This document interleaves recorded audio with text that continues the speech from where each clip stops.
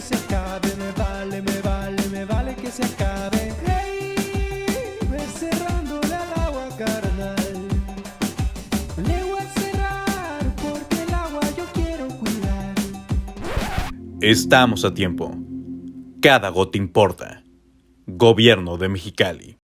En CESPEM detectamos que las tuberías de drenaje contienen elementos inusuales que están provocando que el flujo del agua residual se vea obstruido. Es por ello que debemos tomar conciencia en el cuidado de nuestra infraestructura. Dentro de ella hemos encontrado papeles, artículos como cubrebocas, toallitas húmedas, preservativos y todo tipo de basura y grasas. Pequeños hábitos pueden traer grandes resultados y mejorar la calidad de vida de las y los mexicalenses. Por un drenaje sin basura. Con el corazón por delante. Comisión Estatal de Servicios Públicos de Mexicali.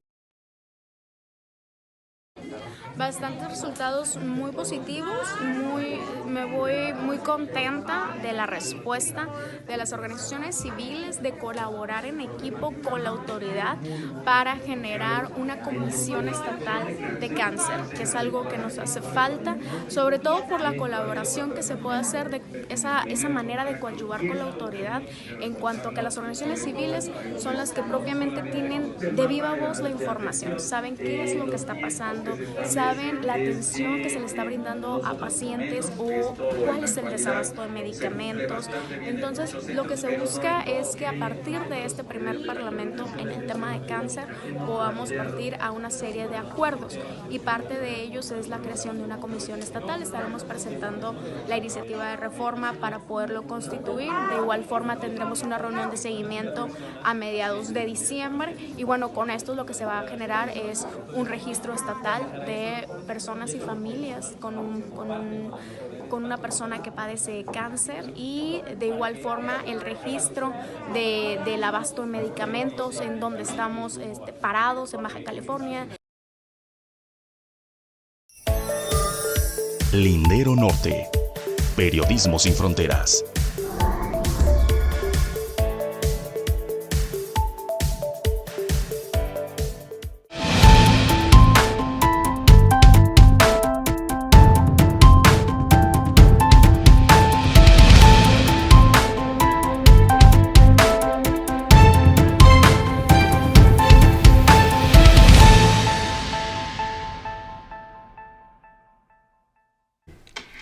Hola, ¿qué tal? ¿Cómo está? Muy buenas tardes. Bienvenido a La Era de los Eras, producción del Lindero Norte que desde Casa Créala, pues le llamamos a usted de toda esta información que ya vio publicada, ya la leyó, pero acá le complementamos con un análisis más profundo de estos temas. Así que quédese con nosotros, estaremos acá con usted, agradeciendo también en Línea ABC, que desde Tijuana también reproduce estos contenidos y forma parte de este equipo de colaboración, como también lo es Jesús Cervantes, que todos los lunes nos acompaña acá. Jesús, ¿cómo estás? ¿Qué tal? Muy buenas tardes, Jorge. Bueno, todos excepto el pasado. Pero ya, de nuevo aquí. Venga, ¿cómo estás, Antonio? Bien, Jorge, muy bien. Saludos, Jesús. Pues de aquí ya estamos. Y bueno, tenemos ahí, ya saben, como siempre, 3 temas a analizar. El primero de ellos, pues tiene que ver con esta manifestación, esta protesta que se da en varias entidades del país, una multitudinaria, alrededor de por encima de 60,000 en Ciudad de México, pero en Baja California también tuvo sus particularidades. En Mexicali se manifestaron alrededor de un poco más de 1,000 personas, en Tijuana se habla hasta de 6,000, pero ¿cómo viste la marcha, Jesús? Esta que se da en este contexto, en la víspera de la discusión que se dará de la reforma electoral del presidente Andrés Manuel López Obrador. Bueno, yo todavía traigo en el carro algunas lonas del INE, porque al final de la marcha de ayer me dieron algunas lonas y me dijeron, la puede poner afuera de su casa para defender al INE. Se las di a los del ferrocarril. Ok, bueno, pues yo le calculé unas 800 personas, la policía dijo que cerca de 1,000, ¿no? En la Ciudad de México, Martí Batres, el secretario general de gobierno, dice que fueron de 10,000 a 12,000. Hay quien habla de 300,000, ¿no? Lo cual me parece una verdadera exageración. Ojalá hubieran ido al Zócalo y entonces sí más o menos se puede calcular, porque en el Zócalo le caben 100,000, ¿no? Entonces sí puedes por los cuadros hacer un cálculo un poco más certero. Lo que sea de cada quien, lograron una gran movilización Sin embargo, lo que a mí me dejó muy mal sabor de boca es que la gente no tenía la certeza de qué era por lo cual se había manifestado. No tenían la claridad de los motivos de la concentración, hablaban de desaparecer el INE, no tienen nada que ver con desaparecer el INE, más bien la propuesta federal de Morena y de el presidente Andrés Manuel López Obrador es una reestructura que tiene particularidades que podrán o no podrán estar de acuerdo. Incluso creo que algunos puntos coinciden, como la desaparición de los 200 de representación proporcional, los diputados federales, los senadores también de representación proporcional. Supongo que muchos estaremos en desacuerdo, yo me incluyo, con la elección ciudadana de los integrantes del Consejo General del INE, del Instituto Nacional de Elecciones, pero aquí la gente, tú le preguntabas si no sabían por qué, no todos, evidentemente, muchos estaban perfectamente bien informados, pero sí me causó mucho malestar el que dijeran, es que es la desaparición del INE.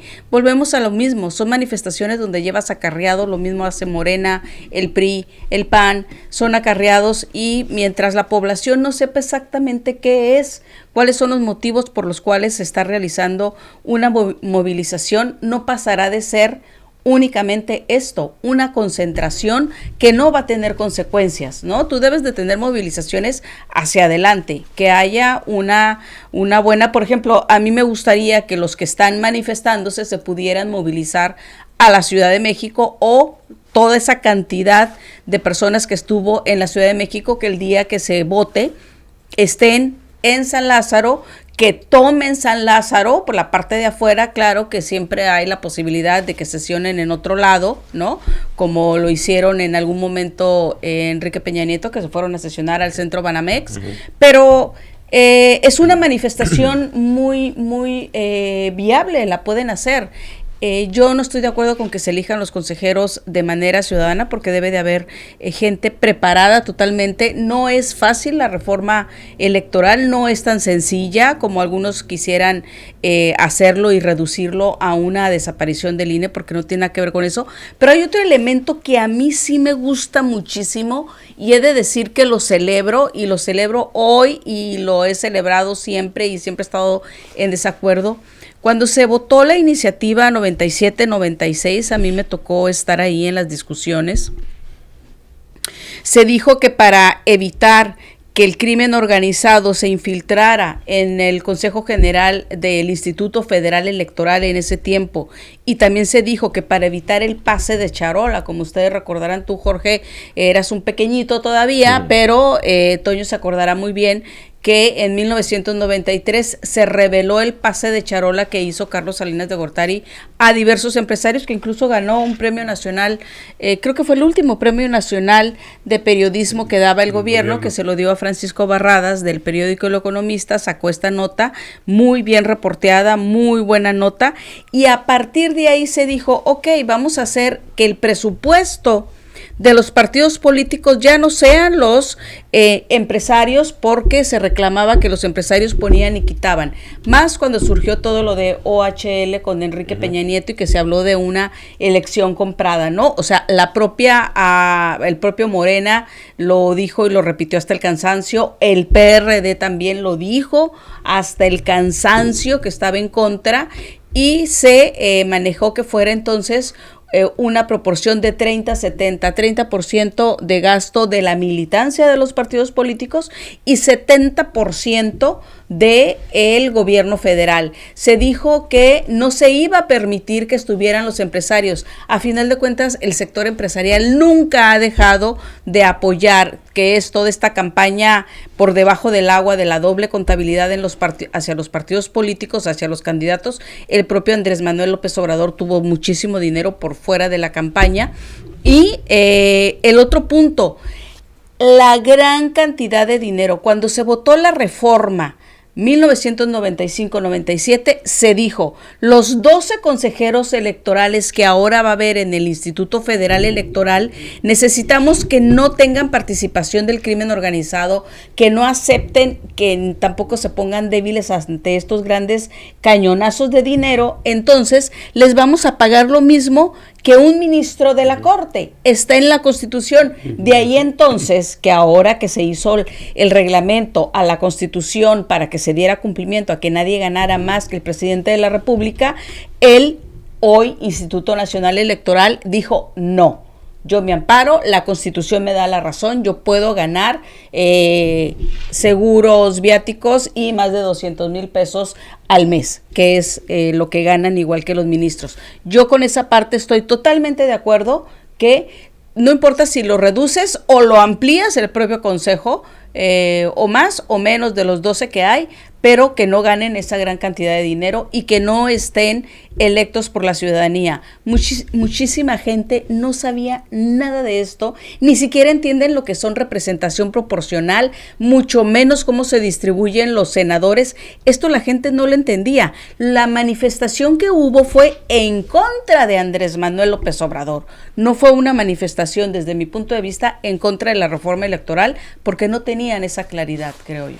No, pero además hay un problema muy grave. El gobierno de México plantea de que las encuestas están a favor de la propuesta de López Obrador. Sí, pero esos son como 20 puntos. Y están de acuerdo, dicen sí, que disminuyan los plurinominales, sí, que disminuya el financiamiento público. O sea, cosas que los mismos otros partidos políticos... También están de acuerdo. También, han o sea, manifestado. no hay problema. El problema estriba en una cosa que es principal, que no tirios y troyanos, los del striptease, de los fifís y los del traje del López Obrador, no se han puesto a difundir en qué consiste la reforma y en qué están de acuerdo y qué propuesta seria. Ese es un problema que tienen incluso los legisladores. Sí. Yo platiqué con legisladores federales y decían, es que no he leído la propuesta, no he leído el proyecto, pero sí lo que dice en el proyecto. Así, bueno, pues eso y nada es nada. Entonces, desde la reforma del 76, con la de Reyes Heroles, 73. Nosotros vemos, 73 para 76, ¿no? Que ya se aplica, es cuando vemos nosotros la incorporación de minorías, RPs, ¿no? Y empiezan a ver ya ese tipo de un balance. En esta propuesta, hasta donde se dice, es que se desaparecen los 300 distritos electorales y se hace una bolsa de diputados. Entonces, no se disminuyen los 200 pluris. No, porque a final de cuentas van a ser electos también como si fueran plurinominales estos 300. Exactamente. Sí. Entonces, esa parte no se dice. Es una bolsa donde tú dices, ¿a quién le vas a apostar? Pues al partido que tiene el poder, pues los que están en el poder. Entonces, es algo muy sui generis y muy chistoso. Yo sí lo que estoy en contra es de que si acaso en el proyecto de reforma electoral el INE se le quita a los ciudadanos y forma parte otra vez como una dependencia gubernamental, estoy en totalmente desacuerdo. Sí estoy en acuerdo de que se reduzca el financiamiento público, porque tampoco se pudo evitar que el crimen organizado ingresara a los partidos para los candidatos. Está en todas las elecciones, desde las presidencias municipales. Y entonces, ese es otro. La disminución de diputados, sí, creo que 300 está bien. El Rudy ha dicho que 300 distritales y 100 pluris, pero de tierra, o sea, la segunda mejor opción. Y de los senadores, y también ahí se me hace un desacierto, porque bajarías a 300 los diputados, ¿y por qué no bajas a 64 los senadores? Que son 128. Entonces pones a 2 de tierra y un pluri, ¿no? O sea, bueno, 96 ya no tienen los de lista de los partidos. Pero es un problema muy grave de un desconocimiento de la reforma. Y creo que eso ha tenido problema López Obrador, sobre todo porque es su reforma, y entonces ha sido aprovechada de una manera también en desacierto por parte de la oposición. Pero en términos generales a mí me gustó la movilización como una expresión de descontento. ¿De qué? De la situación, y es la polarización que ha generado el propio López Obrador y esa bronca que se da, que han aprovechado la oposición, claro, porque vimos a una oposición rebasada por los ciudadanos. O sea, había 10 representantes, 40 representantes, 100 representantes, pero había mucha gente que estaba. Había acarreo y había todo lo que quieran. Pero bueno, finalmente es una manera de yo siempre estaré de acuerdo con la expresión, ¿no? O sea, puede, incluso de grupos como la gente que está pro la... Sí, el Frente Cívico Nacional, los Coparmex, todas estas organizaciones empresariales que son las que estuvieron detrás. Yo incluso hasta el final me fui siguiendo al tráiler del que puso la tarima, ¿no? Hasta ver a dónde llegaba y la depositaba, ¿no? Pero sí, son muy, o sea, ¿qué es lo bueno de esto? Que la gente se haya movilizado, ¿ok? ¿Qué es lo malo de esto? Que no sabían, no tenían la certeza por qué se estaban movilizando. Solamente vamos en contra de Andrés Manuel. ¿Quién se movilizó? La misma gente que ya sabemos que está en contra de Andrés Manuel López Obrador. ¿Quién apoya la reforma? Los mismos que están a favor de Morena, que tampoco conocen la reforma electoral. Entonces, este es un grave problema de la ciudadanía, ¿sí? Que se siguen manejando conforme a lo que les digan las organizaciones. Llámale Frente Cívico, llámale Coparmex, llámale Morena, llámale Andrés Manuel López Obrador. Todas las organizaciones y los personajes que tienen esta gran capacidad de movilización no le están enseñando a la ciudadanía por dónde debe de ser o cómo debe de ser, sino que finalmente están utilizando a la gente. Ahora, lo que dice Antonio, sí es cierto, yo lo que vi fue una manifestación en contra del presidente, que fueron 800, ¿cuántos millones de habitantes tiene Baja California y cuántos habitantes tiene Mexicali? Es una proporción similar a los movilizados en la Ciudad de México, que tiene 22 millones de habitantes, contando los conurbados, que es lo que siempre van a las manifestaciones, incluso las grandes que hacía Andrés Manuel en su momento, el desafuero, 2005, 2006, Reforma y todo eso, el 12 también, es la gente que va de los conurbados. Pero si tú ves la proporción, es lo mismo, y a final de cuentas sigue siendo mínimo, sigue siendo muy poquita gente. Ahora, aunque sea muy poquita, el hecho de que haya habido 800... Yo me acuerdo la primera manifestación que yo estuve aquí cuando me reincorporé a Mexicali, fue la manifestación de las chicas contra el feminismo, que realmente ese también era un movimiento en contra de Andrés Manuel, porque traían totalmente una oleada que no le favorecía de las feministas, ¿no? ¿Por qué? Porque Andrés Manuel no es feminista, la verdad, nunca lo ha sido, ¿no? No tiene ni perspectiva de género. No tiene perspectiva de género y es de otra época y está instalado en aquella parte. Entonces, una parte era eso, pero puedo asegurar que estaban más informadas las muchachitas que anduvieron marchando ese día, que fueron bastantes, ¿no? Que ustedes también anduvieron por ahí, a la gente que hoy fue. Pero qué bueno que Mexicali se están movilizando en esa cantidad. Y, por ejemplo, yo vi ahí en la marcha, en esta calle, en algunas de Tijuana, pero tuve oportunidad de platicar con algunas lideresas de Colonia, y están totalmente, la oposición era ser presidente, ¿no? ¿Sí? La política pública del presidente en general, que yo platicaba con ellas, y porque me decías que yo no quiero que sea como Bolivia o Venezuela o Cuba, ¿no? Y yo le decía, pero ¿cómo son esos gobiernos? Les decía, ojalá nos sentamos a platicar de cómo son esos gobiernos y cómo tú ves el actual. Le decía, pero el escenario aquí es otro. Aquí está el tema de la reforma electoral. Y bien, planteaban lo que ellas consideran de la reforma, que como dice Antonio, dices tú, Jesús, falta mucho por discutir, falta mucho por plantear, y es una responsabilidad que tiene el Ejecutivo, claro. El mismo Morena, ¿no? Si quiere defender al Ejecutivo, y en este caso, por los legisladores y legisladoras, pero no lo hacen. A duras penas, sabemos por nuestra profesión periodística, los presupuestos, ¿no? Sí. Y no, ellos no bajan la información. Creo yo que quien le hace daño a estas marchas sí fueron estos actores políticos de siempre, que no los necesitaba la marcha y que acudieron. Hermosillo, sí. Rueda, fueron los mismos de siempre, y que la verdad, si no estuviera, hace mejor que no estén, es que mejor. Estén, ¿no? Sí, para el contenido de la marcha, ¿no? Al igual que estas organizaciones que quisieron movilizar o que movilizaron, como CUPA, que es gente ligada a Coparmex, pero más nacional que local, le termina haciendo mucho daño a las marchas. Lo mismo en Ciudad de México, ¿no? Imagínate ver a Madrazo protestar, Con Alito. o ver a Alito, o ver a Osorio Chong. Madrazo que hace trampa hasta para las carreras, ¿no?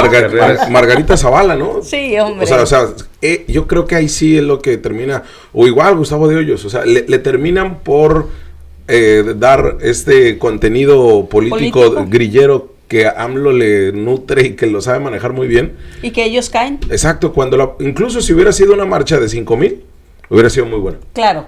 Pero con ellos, sin los otros, ¿no? Sí. Entonces sí creo ahí que les termina por perjudicar, pero al final fue una movilización importante. Sí, fue movilización importante y algo de cómo eran, yo me acuerdo las manifestaciones de antes, ¿no? Tú armabas tu pancarta, ¿no? En las que a mí también me tocó andar por ahí, y tú ibas a manifestaciones de la izquierda de antes, ¿no? Y ellos hacían sus pancartas y agarraban un pedazo de manta y lo pintaban con pintura negra, a brochazo, ¿no? Ayer yo veía, o sea, la lona que me dieron, dije, oye, esta lona está muy buena para la gente que vive en la calle. Sí, la gente que vive en la calle y que de repente se pone... ¿no? Las lluvias. Bueno, también para mi casa, pero Oye, Jesús, pero por ejemplo, ahí sí, imagínate Manu, que es quien nos produce, ¿no? Son jóvenes, que se puedan movilizar y hacer un mismo diseño y digital. Espérame, o sea, ahí se notaría y no importa que sea pancarta. El problema es lo que decía la pancarta. Lo que decía la pancarta y el sellito. Exacto. Ese era el problema, ¿no? Tratando de confundir, que era lo que yo veo mal, ¿no? O sea, era nos quieren quitar al árbitro, o sea, cosas así, que es cuando dices, es que no es por ahí, pues. Y ahí sí te das cuenta que ahí es una manera maliciosa de llevar la información. Sí, pero ¿saben cuál es el problema, según yo? Que mientras la gente está haciendo estas movilizaciones, concentraciones, que no van a pasar de ser las concentraciones y que se ven impresionante en los periódicos, hay que decirlo, las de primera, o sea, el Paseo de la Reforma y todo eso, sí se ve impresionante, la gran cantidad de gente. Lo que no estamos viendo y donde no nos estamos centrando, lo tocó ahorita Antonio. Cuando se dio la reforma de 1995, estaba Enrique Ibarra, ¿te acuerdas de Enrique Ibarra? Un alquimista, un tipazo, yo quiero muchísimo a Enrique Ibarra, priista, de Guadalajara, de Jalisco, jalisciense. Él era representante ante el Instituto Federal Electoral y a él en esa reforma le tocó reconfigurar los 300 distritos electorales. ¿Por qué? Porque ya veían que se estaba acercando el PAN para la federal, ¿no? Entonces, ¿qué tenías que hacer? Romper las estructuras del PAN. Eso es lo que tenías que hacer. Ahora, esta reforma también tiene, si no se metiera con los distritos electorales, todo lo demás se puede llegar a un acuerdo, pero los distritos electorales no. Ese son el corazón de la reforma. Y no nos estamos sentando a discutir exactamente eso, que ahorita lo tocó Antonio, ¿no? Sí, ese es el alma, o sea, realmente el alma es el padrón, el estado nominal, la credencial y los distritos. O sea, es la unidad de medida de un país como México, con 100 y tantos millones de mexicanos, todos caben en esos 300 carritos, ¿no? Claro, son los mismos. Los de la nueva representación, como la piensan hacer, son los que están en el padrón electoral, ¿no?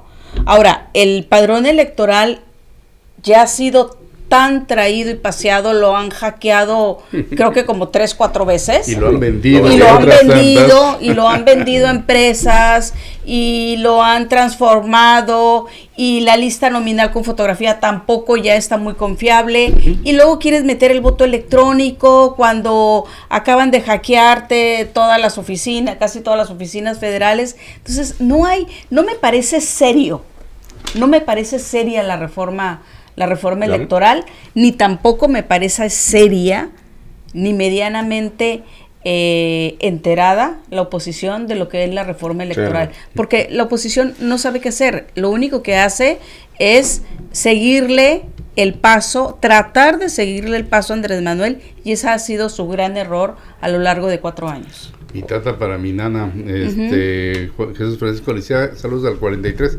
Sí, realmente es eso. Cambiando de tema, el tema de iniciar hoy las comparecencias, aburridísima la de cultura, la de agricultura, pero más aburrida, y es cuando te das cuenta por qué está tan olvidado el campo, porque ni siquiera Juan Meléndez termina por saber explicar incluso ya menos sus programas operativos anuales, ¿no? Si quiere eso que nos explicara.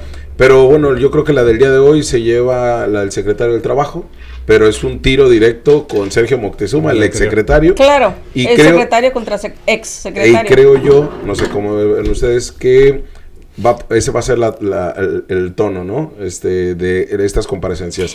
El bonillismo contra los marinistas, ¿no? Pero también hay que decir, de todos los secretarios, lo voy a confesar aquí, de todos los secretarios que tuvo Bonilla, a mí el único que me pareció bien fue justamente el secretario del Trabajo en la época de la pandemia. Yo pensé que iba a decir Blázquez. No, ay, Dios del libre. No, porque yo lo vi en plena actividad defendiendo a los trabajadores para que les pusieran el cubreboca, que les pusieran el gel. Llegó y quitó los plásticos y dijo, esto no puede ser una separación, ¿no? Para evitar el contagio.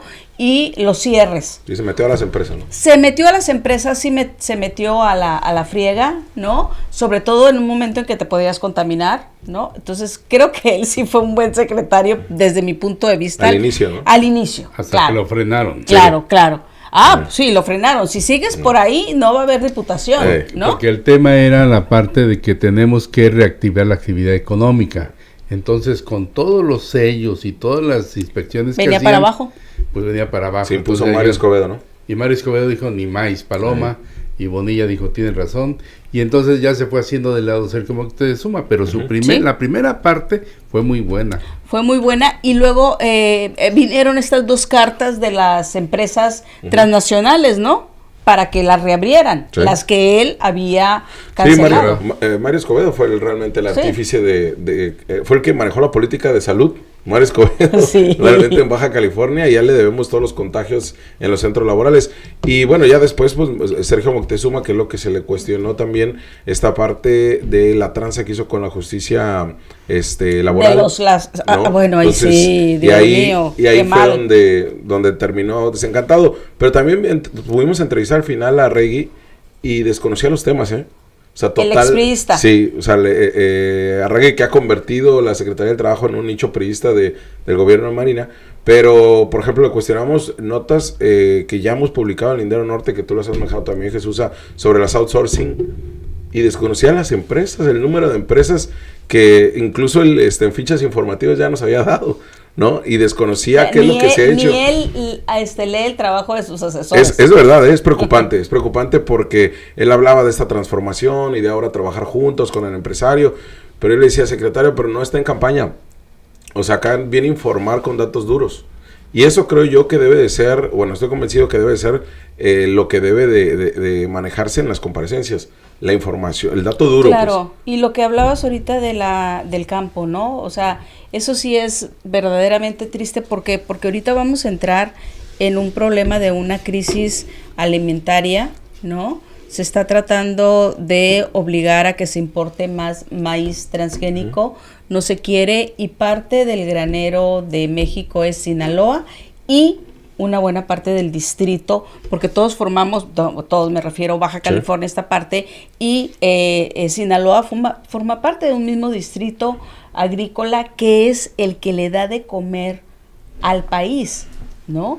Y no se ve que se esté apoyando al 100%, y hay también, por ejemplo, a mí me hubiera gustado saber qué tipo de fertilizantes están usando, ¿no?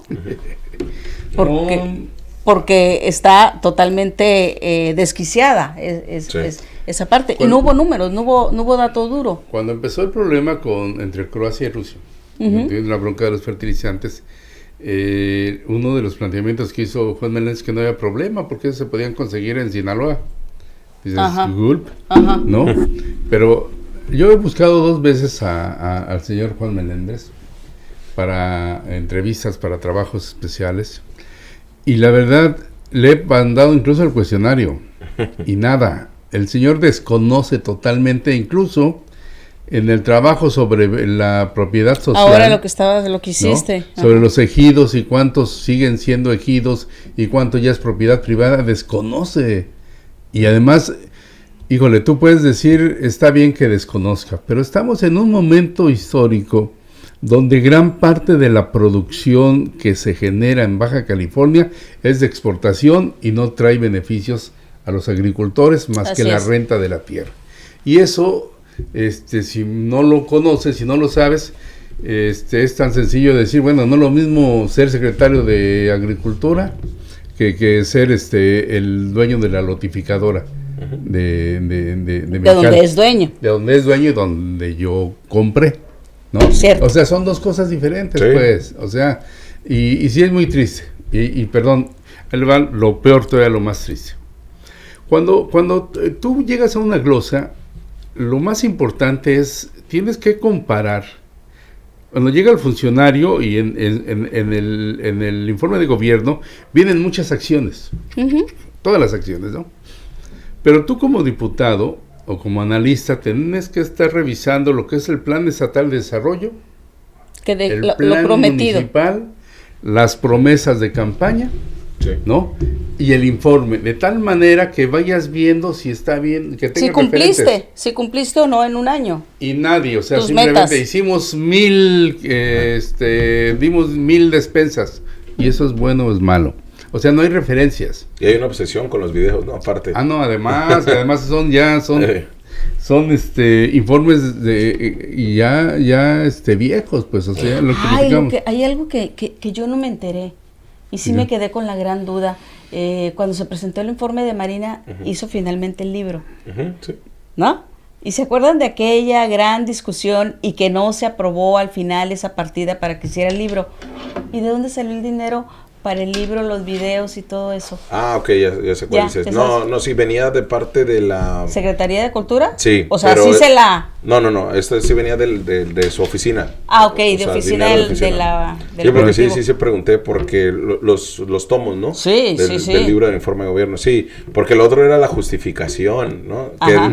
Que era la ampliación presupuestal. Ajá, Que así era es, por la eso ampliación. cuestionábamos, realmente iba a terminar siendo una tranza, ¿no? Ajá. O sea, porque cómo no habías presupuestado tu libro del informe. Claro. Pero sí lo tenías ¿Ibas a presupuestado. pagar doble acaso? Exacto. Perdón, dice Rodolfo García, las protestas son buenas, aunque sean en contra. Sí, no, claro. No, claro, la movilización. Y por eso decíamos que era, bueno, yo desde mi Bueno punto de para vista, Mexicali. es muy bueno porque son contrapesos. Claro. Y qué mejor contrapeso para un gobierno que una protesta. Por eso no tiene nada que hacer estos políticos ya viejos. Vetustos. Está Rodolfo Valdés, por ejemplo, gritando arriba el INE o vive el INE. Y cuando eso ni siquiera estaba en discusión, pero digo, también ellos están muy desinformados. Para cerrar nada más, se reponen las clases en Baja California, en estas escuelas en donde hay maestros de la sección 37 del centro, maestros estatales, después de una semana de mucho jaloneo, principalmente de los docentes, los docentes que decían, oye, yo sí estoy yendo a mi centro laboral, estamos haciendo clases vía remota, pero no sé nada de mi líder sindical. No sé a qué acuerdo quiere llegar, no hay nada de información. No sé por qué ayer me decían que no viniera. Exacto. Y hoy que sí. Y hoy sí, pero además es grave porque el dirigente en la historia o el histórico de la sección 37 del CENTE y de la sección 2 acordaron en lo oscurito. Y no sabemos qué acordaron además, ¿no? Sí, esos acuerdos que hay entre el Sindicato Nacional de Trabajadores de la Educación, tanto nacional o seccional, con los gobiernos, siempre te enteras como un mes después, ya que logras conseguir el convenio que se estableció, ¿no? O algunas semanas después. Aquí el problema es que siempre resultan ser muy costosos para el gobierno e imposibles de cubrir, y lo único que haces es volver al círculo vicioso de que no tengo dinero para pagarte todas tus promesas, ¿no? Y se supone que eran para pagar las promesas pasadas de los sexenios pasados que no se cumplieron. No, ahora súmale las nuevas. El acuerdo que pudo haber tenido Marina del Pilar con el hoy dirigente, ¿no? Sí. Y que desconoce la base, como además, siempre. Qué afán, pues, no, o sea, a ver, llegan a acuerdos y el dinero es finito. Entonces, ¿sabes qué? Que vamos a finiquitar a X número y estos son las listas y ya. O sea. ¿Y dentro de un año te va a tocar a estos o de algunos meses? Sí, y ya. Es la manera como el sindicato se ha manejado, ¿no? Tanto el de educación como el de la burocracia. Sí. Es de qué manera me salgo beneficiado yo y de qué manera yo puedo salir a que la gente me aplauda. El problema es que ahora en estas publicaciones que ha hecho el propio Amperio Íñiguez, ya el maestro ya no las aguanta, ya le han tirado con todo. Bueno, por siempre hemos dicho servilismo. que el maestro no aguanta y sigue aguantando. Sí. Yo quisiera ver a todos esos maestros haciendo una concentración. El problema ahí, fíjate que, ¿sabes qué es, Jesús, Antonio? Son los maestros en activo. Las maestras y maestros en activo que como ven muy lejano el tema de su jubilación, el tema, o sea, temas... O el traspaso, como mal se acostumbra, de las bases. Sí, o sea, ellos ven muy lejano eso. Y quienes siempre se manifiestan son los jubilados. Pero obviamente jubilados por tema de edad, de enfermedades, por tema de muchas situaciones ahí, no terminan por aglutinarse. Pero ya no aglutinarse. tienen nada que perder. Exacto. No, pues bueno, ahorita están peleando su finiquito, ¿no? Y jubilaciones. Pero sí... Contra todo lo que van ellos es para ganar. Exacto. Pero en el caso de los maestros en activo, ahí sí es donde parta la fuerza laboral, ¿no? Pero bueno, pues ahí están los temas para que nos sigan. Gracias, Jesús. Gracias a ti, Jorge. Gracias, Toño. Muchas gracias. Gracias. Nos vemos el miércoles aquí con Rodolfo García, hablando de más temas, como siempre. Nos vemos. Síganos en linderonorte.com. Muy buenas tardes.